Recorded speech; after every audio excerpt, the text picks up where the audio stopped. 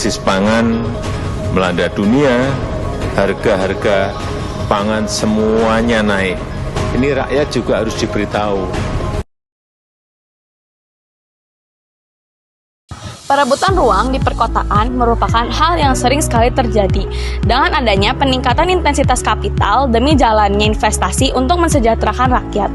Namun, terkadang tidak memperhatikan dampak buruk terhadap lingkungan. Saat ini, pangan di Indonesia terancam oleh tingginya potensi alih fungsi lahan. Di Kota Bandung, banyak wilayah pertanian yang kini berubah menjadi wilayah pemukiman dan kawasan industri. Pada umumnya, pembangunan suatu wilayah harus didasarkan pada potensi dan kondisi sosial wilayah tersebut. Strategi pembangunan berkelanjutan yang berwawasan lingkungan harus menjadi penggerak utama pada pembangunan. Alih fungsi lahan dan alih kepemilikan lahan merupakan salah satu tantangan berat bagi para petani.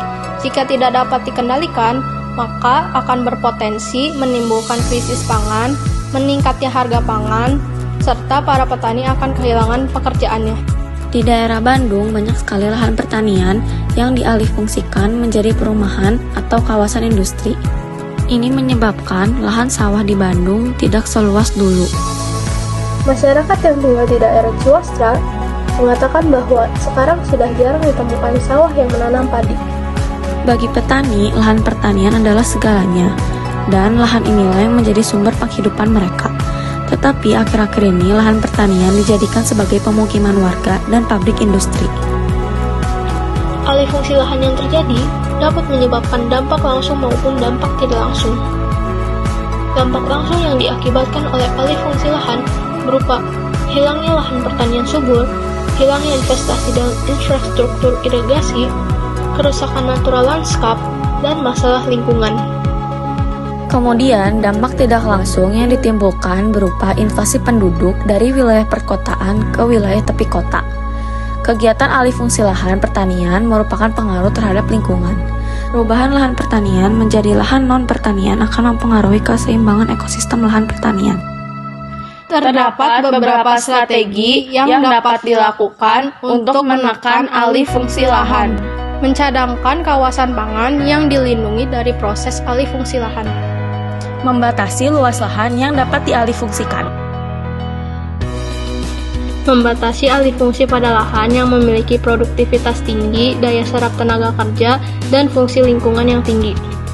Membatasi alih fungsi lahan pada kegiatan non-pertanian berpotensi tinggi untuk menyebabkan masalah lingkungan. Kondisi alam Indonesia yang dikaruniai tanah yang subur sudah sepantasnya disyukuri dengan memaksimalkan pemanfaatannya. Rasanya kita kurang bersyukur jika alam yang subur ini tidak dimanfaatkan semaksimal mungkin. Di saat negara lain kesulitan lahan untuk menanam tanaman pangan mereka, maka di Indonesia justru lahan yang ada melimpah dan subur. Bahkan syair lagu Coast Plus pun menyebut tongkat kayu dan batu jadi tanaman untuk menggambarkan suburnya alam Indonesia. Untuk itu, jangan sampai kekurangan pangan. Padahal, Lahan yang bisa dimanfaatkan masih banyak untuk memenuhi kebutuhan pangan.